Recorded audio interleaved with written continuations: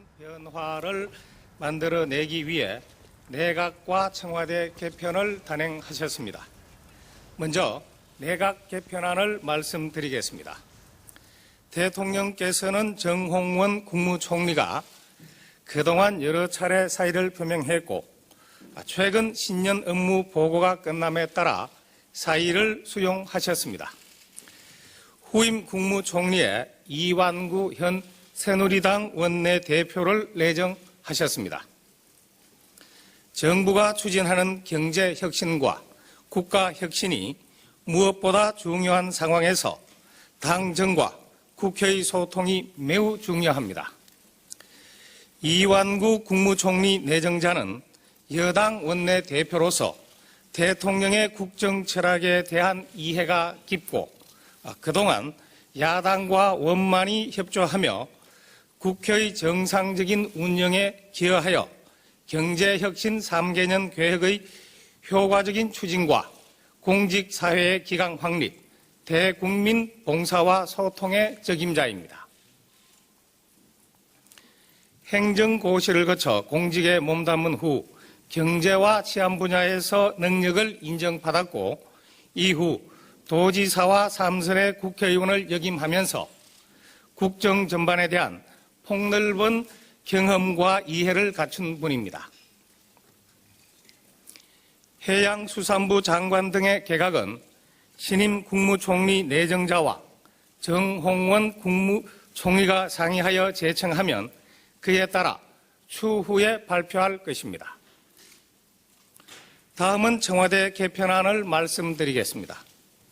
대통령께서 지난 연두 기자회견에서 밝히신 바대로 경제혁신 3개년 계획을 비롯한 국정의 효율적인 추진과 소통을 강화하기 위해 대통령 특별보좌관직을 신설하고 정책 조율 기능을 강화하기 위해 현 국정기획수석실을 정책조정수석실로 개편합니다. 정책조정수석은 선임 수석으로서 각 수석실의 정책을 조정하고 조율할 것입니다. 또한 제2부속비서관실은 폐지하고 총무비서관은 인사위원회에 배석하지 않을 것입니다. 신설되는 특별보좌관은 민정특보에 이명재 전 검찰총장, 안보특보에 임종인 고려대학교 정보보호대학원 원장, 홍보특보에 신성호 전 중앙일보 수석 논설위원, 사회문화특보에 김성우 SBS 기획본부장입니다. 정무특보단 및 추가 특보 인선은 추후 발표할 예정입니다. 다음은 대통령 수석비서관 인사입니다. 정책조정수석의 현정택 국민경제자문회의 부의장입니다. 신임 현정택 수석은 대통령 경제수석과 KDI 원장을 역임한 경제전문가로 국가정책 전반에 대한 폭넓은 식견과 전문성을 갖추고 있어서 신설되는 정책조정 업무를 원활하게 수행할 뿐입니다.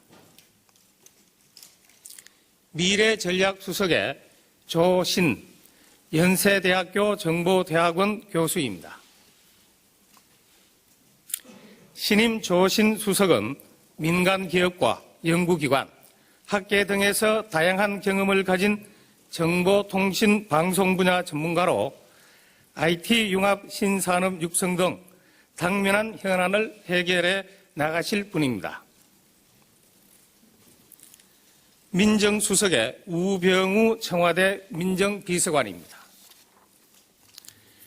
신임 우병우 수석은 대검찰청 수사기획관 등을 역임한 수사 분야 전문가로서 청와대 민정비서관으로 공직기강, 비리 척결 등 민정 현안에 밝고 업무 추진력과 리더십을 갖춘 분입니다. 이상 발표를 마치겠습니다.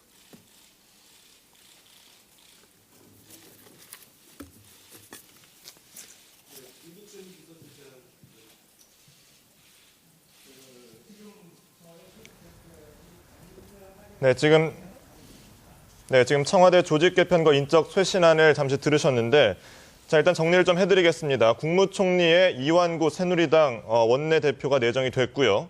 청와대 민정수석에는 우병우 민정비서관, 그리고 청와대 정책조정수석에는 현정택 전 KDI 원장, 그리고 미래전략수석에는 조신 연세대 정보대학원 교수가 발표가 됐습니다.